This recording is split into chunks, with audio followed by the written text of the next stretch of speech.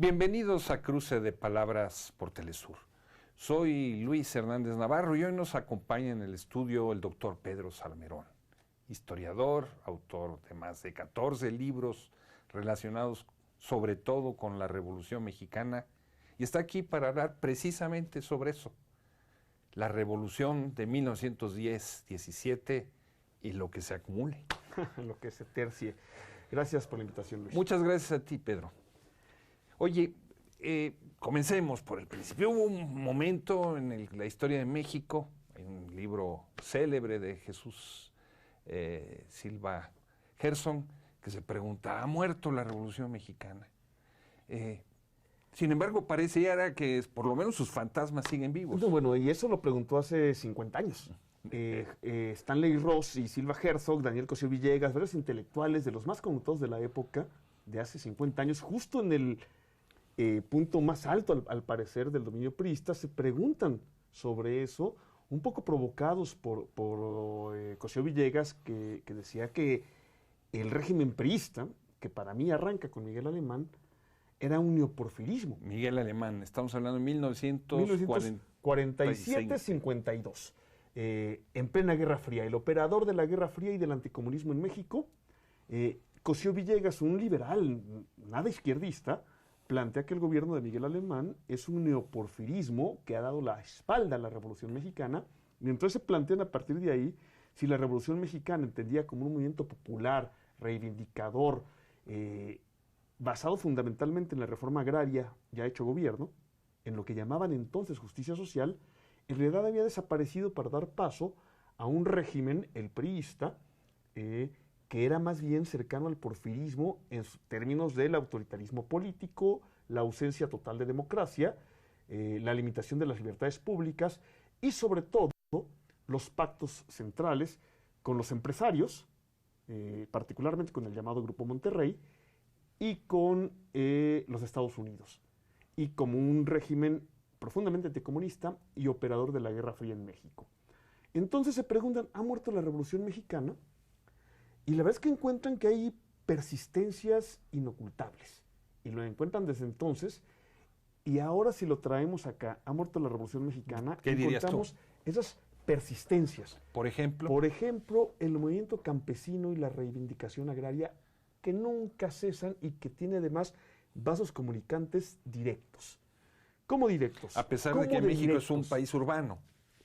A pesar de que somos ya 85% urbanos, vemos que uno de los grandes momentos que permiten las cosas tan raras que estamos viviendo en México es la persistencia del movimiento campesino e indígena que vienen directamente de la Revolución Mexicana.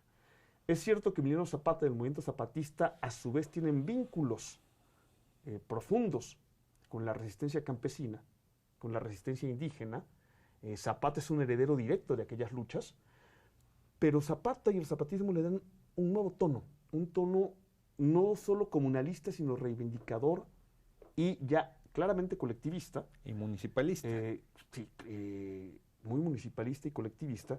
Y hay un vínculo directo con la reivindicación agraria. ¿Dónde está el vínculo directo?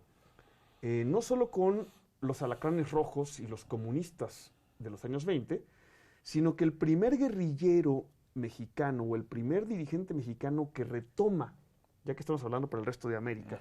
Claro, claro, y del mundo. Y ya que estamos hablando para el resto de América Latina, el primer dirigente guerrillero que retoma o que toma en México la idea guevarista del foco y la idea de la transformación socialista de la realidad era un coronel del ejército de Zapata, que además había sido dirigente campesino en los años 30, líder de la primera cooperativa azucarera en Morelos durante el cardenismo en los años 30, y que en los años 50, fines de los 50 y sobre todo principios de los 60, intenta relanzar la idea revolucionaria ya con base en las ideas del Che Guevara. Me refiero, por supuesto, como tú sabes, a Rubén Jaramillo, coronel del ejército de Zapata, villanamente asesinado por el ejército Él se mexicano. encuentra con la Revolución Cubana e incluso piensa en irse a Cuba. Exactamente. ¿No? Pero, digamos, tiene esa matriz agraria. Es el primer representante. Es coronel. O el puente con el pasado y el futuro. El puente entre Zapata y la Revolución de 1910. Uh-huh. El plan de Ayala, la Comuna de Morelos, es decir, lo que hace Emiliano Zapata en el poder regional en 1914 y 15, que es, en efecto, regresar la tierra a los pueblos y construir la democracia municipal, como bien dices, pero no solo eso. También, como decía yo, el colectivismo. Las cooperativas. Las cooperativas convierte los 30 ingenios de las grandes familias oligárquicas, los convierte en 7 centrales azucareros dirigidos como cooperativas. Y todo ello da un salto en los años 60 y el puente es Rubén Jaramillo. Y Rubén Jaramillo es reconocido como maestro y como guía por 2 hombres clave para los años 60 y 70 de México, que son 2 profesores rurales, uno egresado de la Escuela Normal Superior de la Ciudad de México, Genaro Vázquez Rojas, y otro egresado de la Escuela Normal Rural de Ayotzinapa, Lucio Cabañas Barrientos, quienes vinculan directamente esta nueva oleada revolucionaria con el zapatismo. Y a partir de ellos, todos los movimientos campesinos en México de los años 70 y 80, armados o no, reivindican a Zapata y al zapatismo como su origen. Y así se llaman. Se llaman Coordinadora Nacional Plan de Ayala, Unión de Comuneros Emiliano Zapata, Frente Democrático Oriental de México, Unión Zapata, y por supuesto, Ejército Zapatista de Liberación Nacional. Entonces, más allá del autoritarismo y del neolatifundismo del PRI a partir de los 40, Zapata está vivo. Cuando la gente grita Zapata vive en las calles es porque está vivo, porque hay esa conexión directa. ¿Y Villa está vivo? Y con el villismo, tú eres especialista en Villa. ¿Dónde viene esa conexión también directa? Más allá de que también lo reivindican los mismos movimientos. El agrarismo rojo, el agrarismo del Partido Comunista, sobre todo en el norte del país, está vinculado directamente con el villismo. Son dirigentes del Partido Comunista, viejos generales villistas, de los pocos que no murieron. Porque más aún que el zapatismo, el villismo es un movimiento derrotado de manera brutal. Si tú haces la cuenta de los 17 generales villistas en el momento de auge de la División del Norte en 1914, 15 están muertos en 1925. Muertos de muerte violenta. Es decir, fueron barridos del mapa.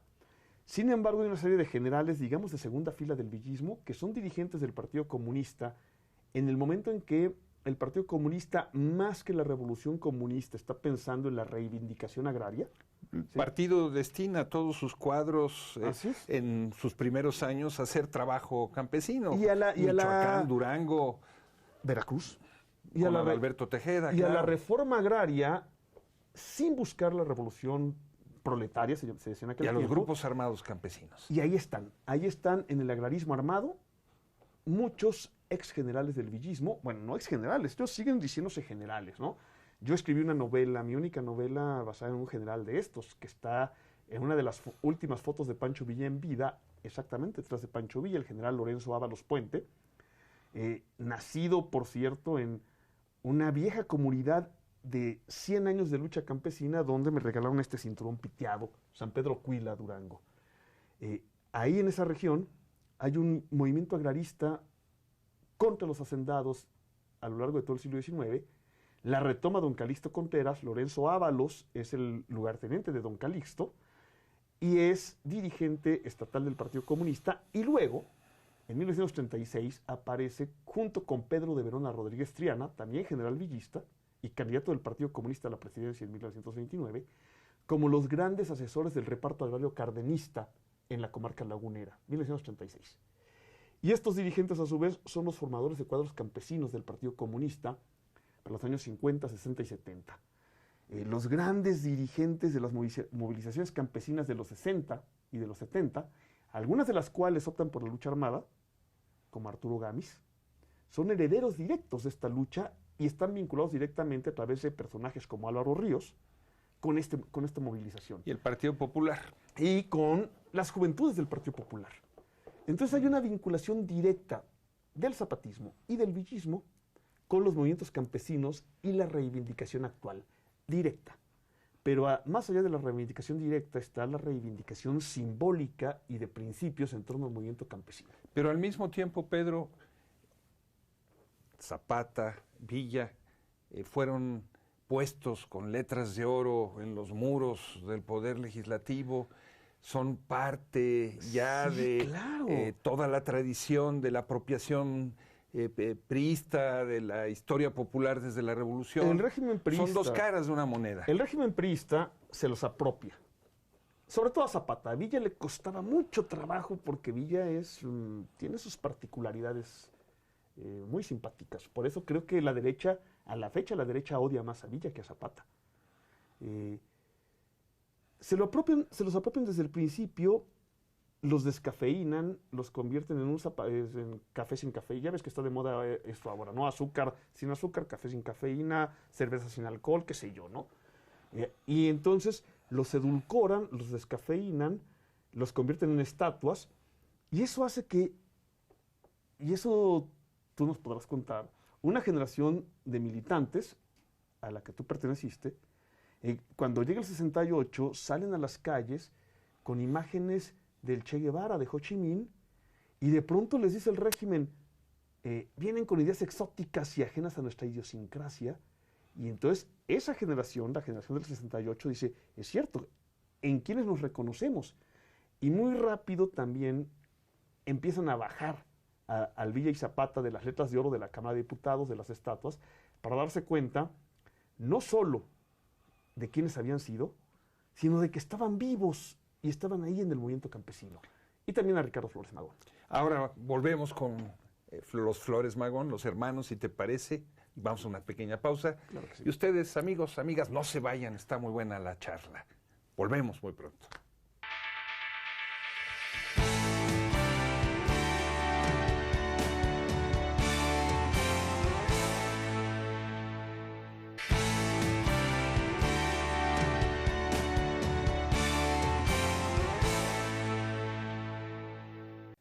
Ya estamos de vuelta en este cruce de palabras, conversando con el doctor Pedro Salmerón sobre la vigencia de la Revolución Mexicana. Siguen cabalgando los fantasmas de Villa y de Zapata por México. Pedro. Los fantasmas y en vida, porque la gente grita Zapata vive, y realmente vive. Ahí está. Aquí está. Y nosotros gritan viva y Villa y luego unas groserías. Sí, un montón de peladeces, porque así era mi general, era aceleradito el general Villa, ¿no? Te digo que por eso yo creo también la derecha lo detesta, incluso más que a Zapata. Una derecha actual muy violenta, muy agresiva. No sé, fíjate que yo estuve en Argentina entre la primera y la segunda ronda de Macri. Y ahora que estoy viendo Bolivia, creo que allá están más polarizados que acá. Pero, lo cual no evita la polarización mexicana, que es violentísima. Y esa polarización se da, o me aparece en estos días, más allá que con Flores Magón, de quien estábamos hablando, el gran ideólogo del radicalismo, con un personaje que... El personaje probablemente más querido por un sector de la juventud mexicana hoy. Sí, por los sectores radicales, porque Flores Magón, liberal clásico en un primer momento, vinculado al liberalismo popular del siglo XIX, entre 1908 y 1911, en la cárcel en Estados Unidos, transita al anarcosindicalismo y se convierte en el gran dirigente del anarcosindicalismo y del movimiento obrero, y en los años 10, durante la Revolución, y en los años posrevolucionarios, toda el ala radical del movimiento obrero lo reivindica como su gran ideólogo y bandera. Ricardo Flores Magón, por cierto, asesinado en la cárcel en 1923 en Estados Unidos, cuando finalmente iba a salir y por supuesto regresar a México a encabezar al ala radical del movimiento obrero, ¿sí?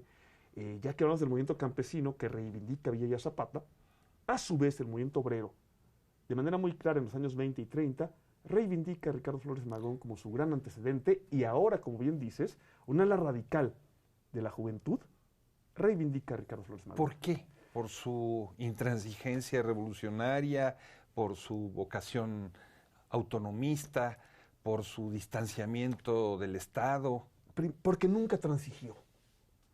Podríamos decir casi lo mismo de Zapata, no de Villa, porque Villa aceptó una derrota pues total, había sido totalmente vencido, porque nunca transigió, porque era implacable, incluso demasiado. Es fácil decirlo desde ahora, ¿no? Y desde acá, por su intransigencia y por la claridad de su pensamiento anticapitalista y antiestatista. Con una Porque hay que visión decirlo, internacionalista también. Villa y Zapata no son anticapitalistas. Bueno, Zapata tiene destellos. Saluda a la Revolución Rusa. Sí, claro. Pero Flores Magón sí es claramente anticapitalista y esa es la parte anticapitalista y antiestatista que reivindican hoy muchos movimientos juveniles. Y no solo juveniles, ¿no? Y la que reivindicaba el movimiento obrero de los años 20 y 30. Sí, era un antecedente de la lucha por la liberación anticapitalista. ¿Y Madero, Pedro? Y Madero es casualmente el que hoy me trae a lo que estamos viviendo en Bolivia. Para mí Bolivia es... Evo Morales es mucho más radical que Madero. No, Madero era no. un tímido demócrata Sí, burgués, sí, pero, en el mejor de los casos. Pero lo que me trae a Madero ahora es este golpe de Estado, este La cuartelazo al que no le quieren llamar así en la derecha cuando cumple cada uno de los pasos del golpe de Estado. Hay un colega al que aprecio mucho, Ariel Rodríguez Curi, que publicó hace ya varios años un libro sobre la Revolución Mexicana en la Ciudad de México, donde él analiza los pasos del golpe de Estado. Dice, primero se tiene que gestar una conspiración entre los grupos de poder afectados, que en el caso de Madero, ¿sí?, con toda su tibieza, son las compañías oligárquicas extractivas, en el caso mexicano el petróleo, la vieja clase política, en el caso mexicano los senadores porfiristas, una parte de la Iglesia Católica, la parte reaccionaria de la Iglesia Católica, y oficiales del viejo ejército. Van gestando una conspiración y en la primera ofensiva de la conspiración, y en eso coinciden otros dos analistas centrales de ese momento, Adolfo Gili y Paco Ignacio Taibo II, es la ofensiva mediática. La mentira, la calumnia permanente y sistemática de los grandes medios de comunicación. Eso lo estamos viviendo en México de manera descarada, y lo vivió Bolivia, lo vivió Argentina, lo vivió Brasil, lo vive ahora Venezuela, ¿sí? Y lo estamos viviendo en México. Después de este primer paso, es la siembra de la incertidumbre, a la que sigue la siembra del terror. A través de rumores, de lo que ahora llamamos fake news, ir sembrando directamente el terror. Ir infundiendo el miedo en la sociedad de manera creciente. Y luego, a través de este sembrar el terror, la siembra de la violencia, ¿sí? Por ejemplo, lo que precede al golpe de Estado de Rafael Videla o de Pinochet en Argentina y en Chile en los años 70 es los grupos paramilitares asesinando sistemáticamente a cuadros dirigentes del movimiento obrero en Chile y en Argentina, ¿no? En Argentina la AAA, la Alianza Anticomunista Argentina, y en Chile los comandos paramilitares. Eso pasó también con Madero. Eso pasa con Madero, porque con Madero no pasa ese tipo de asesinatos, sino los cuartelazos repetidos. La violencia política de la derecha en contra del gobierno. Para exhibir a un gobierno incapaz, impotente, sin fuerza. ¿Sí? Cuando quienes generan la violencia son estos golpistas. Luego de eso viene el golpe cívico-militar. Tú lo has definido con precisión. Cuando dicen es que es el pueblo, no, es un golpe cívico-militar donde sectores de la población, clases medias, salen a las calles, pero lo hacen claramente apoyados o con la complicidad de mandos del ejército. Y luego la traición directa del militar al que se le confía el mando. Llámese Rafael Videla, llámese Carlos Castillo, llámese no Castillo Armas, sino el jefe militar de Jacobo Arbenz, cuyo nombre ahorita olvido, Enrique se llamaba nombre de pila, ¿sí? Llámese Pinochet, están las fotos de Pinochet al lado de Salvador Allende, como están las fotos de Victoriano Huerta al lado de Francisco I. Madero, o llámese Calimán, que no, hombre, nosotros que somos mexicanos y queremos a Calimán.